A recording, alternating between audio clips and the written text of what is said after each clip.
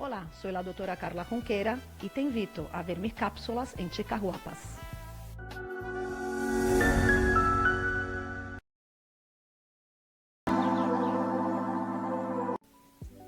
El abuso sexual, la respuesta internacional. ¿Cuál es la respuesta de los países a lo que debe ser la denuncia y la protección?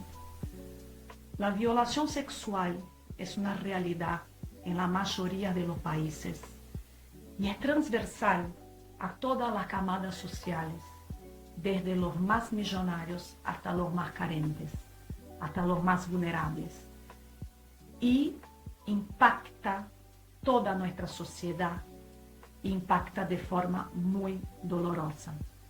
El abuso sexual, denunciar un abuso sexual, lleva en media, estadísticamente, 33 años.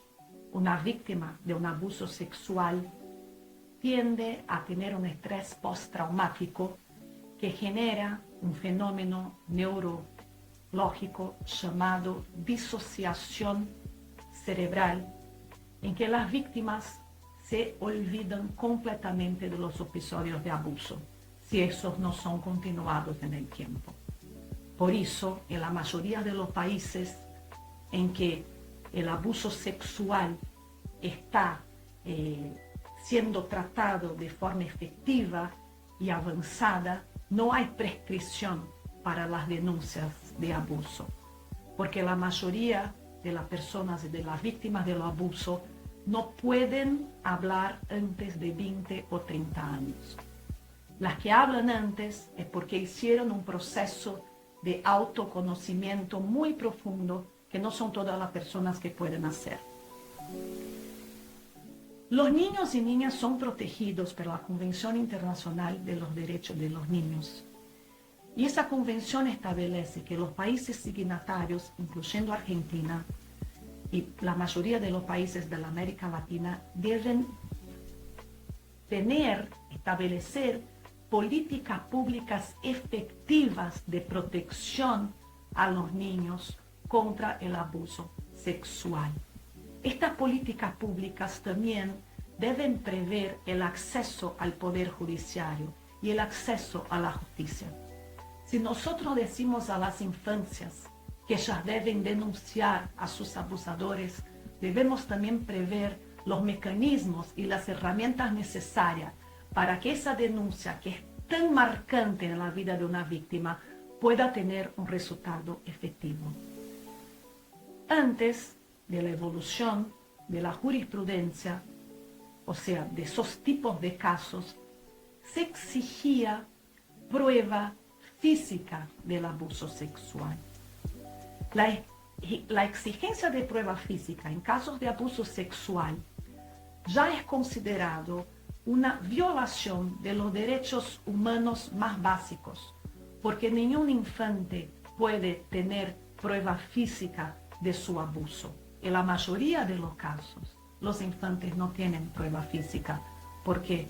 Porque estos delitos se pasan ocultos entre cuatro paredes cuando estos niños están solos y vulnerados. Y ningún niño se filma siendo abusado. Ningún niño sabe que después de un abuso podría ser un cuerpo de delito, o muchas veces no hay cuerpo de delito, porque el abuso no se trata solo de acceso carnal. El abuso sexual se da mucho antes de un acceso carnal. Es por eso que la jurisprudencia internacional y la Corte Internacional de Derechos Humanos, Interamericana de Derechos Humanos, ya definió que en caso de abuso sexual, la palabra de la víctima es prueba contundente y debe ser llevada en consideración cuando está coherente y consistente con el restante del conjunto probatorio. Entonces, hay también que ser llevado en consideración algunos aspectos que pocos saben sobre el abuso sexual. El abuso sexual, la víctima pasa por procesos, desde el estrés postraumático, la disociación traumática en que se olvida, el proceso de entender que fue abusada, de tener la fortaleza para poder hablar, de denuncia y muchas veces, en muchos casos, la retractación. Lamentablemente, la retractación es parte de los casos de abuso sexual. Muchas veces, víctimas que se animaron a denunciar y fueron hasta casi el final del proceso, se retractan. ¿Y por qué se retractan? Porque según los expertos es también un mecanismo neurocerebral de defensa y de apagar lo que lo pasó. También muchas veces por miedo, por vergüenza. Hay muchos aspectos que definen la retractación. En los tribunales internacionales lo que vemos es cuando una víctima se retrata hay que tener la misma evaluación profunda que se hizo cuando la víctima denuncia.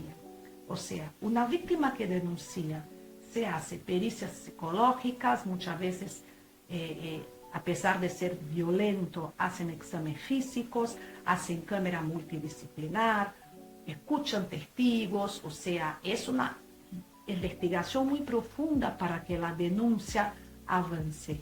Muy bien, la jurisprudencia internacional entiende que en casos de retractación es importante que este mismo proceso de evaluación de esta palabra de esta víctima que se retrató también sea llevado en consideración, porque es común que una víctima se retracte.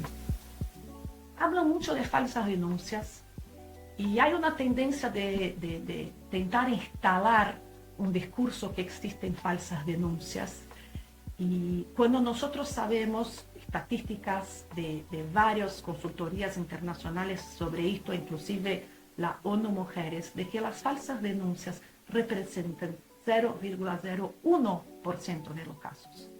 Es muy difícil que una falsa denuncia llegue en una fase de procesamiento de instrucción probatoria. En general, las falsas denuncias terminan en la fase administrativa, no llegan al Poder Judicial. Pueden haber, pero no justifica un discurso de odio, porque los discursos de odio fomentan, alientan efectivamente crímenes concretos, como lo que vimos hace poco, el doble femicidio de este Pablo Larto, que no es una víctima del feminismo de las mujeres, sino es un asesino que no termina de entender que asesinó dos mujeres. Entiende que está haciendo justicia y que es un héroe. Era presidente de una asociación llamada Asociación de los Varones Unidos. Estos tipos de asociaciones no son espacios de opiniones. Estos tipos de asociaciones son espacios donde se habla del odio y se hace el discurso del odio. Y el discurso del odio lleva concretamente a crímenes, a delitos, a femicidios. Entonces es muy importante que ese discurso no se instale en una sociedad que ya avanzó tanto como la sociedad argentina, ¿no? Este tipo de discurso ya no existe en otros países. La legislación uruguaya sobre falsas denuncias fue revocada después de varios femicidios habidos después de la legislación.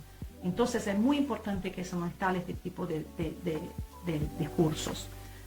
Hay que ver que cuando el abuso sexual es cometido contra mujeres, el Estado tiene un deber reforzado de protección. reforzado por la Convención del Derecho de los Niños, pero también reforzado por la Convención de Belém do Pará, que establece que los estados signatarios, incluyendo Argentina, tienen la obligación de proteger y erradicar cualquier tipo de violencia contra mujer.